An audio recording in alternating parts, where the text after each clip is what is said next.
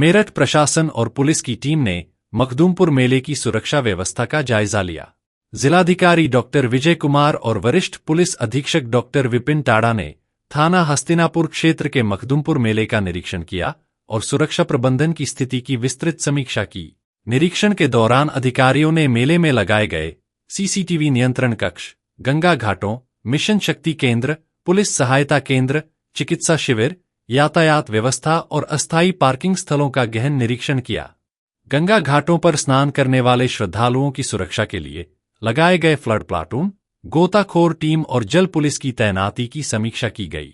घाटों की सफाई, प्रकाश व्यवस्था और फिसलन रोकने के उपायों की भी जांच की गई। अग्निशमन विभाग की टीमों को पूरे मेला क्षेत्र में रणनीतिक रूप से तैनात किया गया है। फायर टेंडर, वाटर बाउजर और फायर कर्मी किसी भी आकस्मिक स्थिति से निपटने के लिए हर समय तैयार हैं। जिलाधिकारी और वरिष्ठ पुलिस अधीक्षक ने भीड़ नियंत्रण, महिला सुरक्षा, स्वच्छता, पेयजल, बिजली और चिकित्सा सुविधाओं का भी प्रत्यक्ष निरीक्षण किया। उन्होंने संबंधित अधिकारियों को निर्देश दिए कि श्रद्धालुओं की सुरक्षा सर्वोच्च प्राथमिकता रहे और किसी भी प्रकार की अव्यवस्था या अफरा-तफरी की स्थिति न उत्पन्न हो। यातायात व्यवस्था की सुगमता के लिए आसपास के मार्गों पर ट्रैफिक डायवर्जन और पार्किंग की भी समीक्षा की गई। एसएसपी ने पुलिस अधिकारियों को निर्देशित किया कि भीड़ प्रबंधन के लिए निर्धारित रूट प्लान के अनुसार सख्ती से ड्यूटी का पालन कराया जाए। जिलाधिकारी ने निर्देश दिया कि मेले के दौरान सफाई, बिजली, पेयजल और चिकित्सा सुविधाएं निर्बाध रूप से संचालित रहें ताकि श्रद्धालुओं को किसी प्रकार की असुविधा न हो। इधर थाना जानी पुलिस ने सिवाल खास जंगल में मिली अज्ञात महिला की हत्या का सफल खुलासा किया है। पुलिस ने बताया कि हत्या महिला के पति और उसके साथी ने की थी। दोनों अभियुक्तों को गिरफ्तार कर उनके कब्जे से हत्या में प्रयुक्त छुरी और रस्सी बरामद की गई है। इस संबंध में एसएसपी डॉक्टर विपिन टाड़ा ने ब्रज दर्पण न्यूज को जानकारी दी। थाना जानी क्षेत्र में 17 सितंबर के दिनांक पर एक महिला का शव मिला, बुर्का पहने हुए महिला का। उसकी शिनाख्त नहीं हो पाई शव की। पोस्टमार्टम में उसका हत्या किया जाना पाया गया तो उस पर पुलिस ने मुकदमा दर्ज करवाया हत्या की धाराओं में।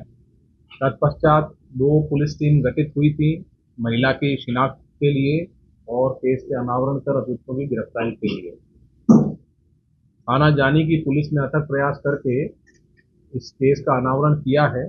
इसमें जो महिला है उनका नाम यास्मीन नईमा यास्मीन के नाम से शिनाख्त हुई है उनकी और वो आसाम की रहने वाली हैं। और जब इसमें प्रकरण में जानकारी की गई तो ज्ञात हुआ कि एक इमाम है चरथावल मुजफ्फरनगर के जिनका नाम शहजाद है, उनकी ये पत्नी के रूप में वहाँ रह रही थी और वहाँ से काफ़ी दिनों से गायब थी।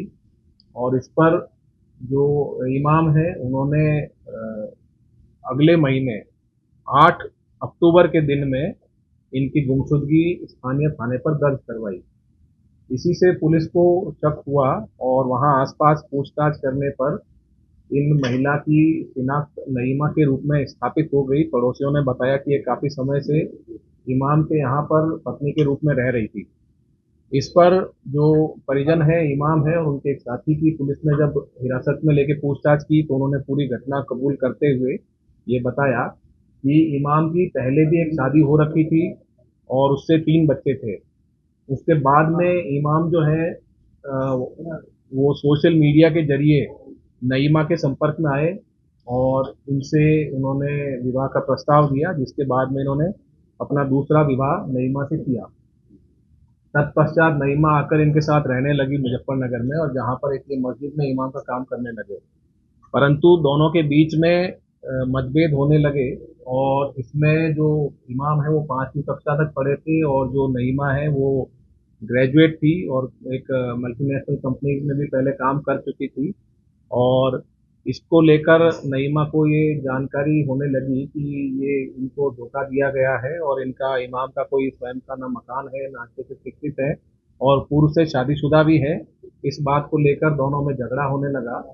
उसे रास्ते से हटाने के इरादे से जो शहजाद है उसने अपने एक साथी के साथ में 12,000 रुपये में उसको दिए और अपने साथ किया और जो अपनी पत्नी है नईमा उसे शॉपिंग करने के बहाने मेरठ लेकर आए और वहां से फिर इसे ऑटो में ले जाकर, बस से आए और फिर ऑटो में ले जाकर इसकी नहर के किनारे हत्या कर इसे फेंक दिया गया और उसके बाद लौट गए। लौटने के बाद इन्होंने आस पड़ोस के लोगों से पूछताछ करने पर बताया कि जो नईमा है वो वापस भाग गई है और अपने मायके चली गई है, परंतु ज़्यादा पूछताछ होने पर इन्होंने अपने बचाव के लिए स्थानीय थाने में करीब 20 दिन बाद जाकर गुमशुदगी दर्ज करवाई।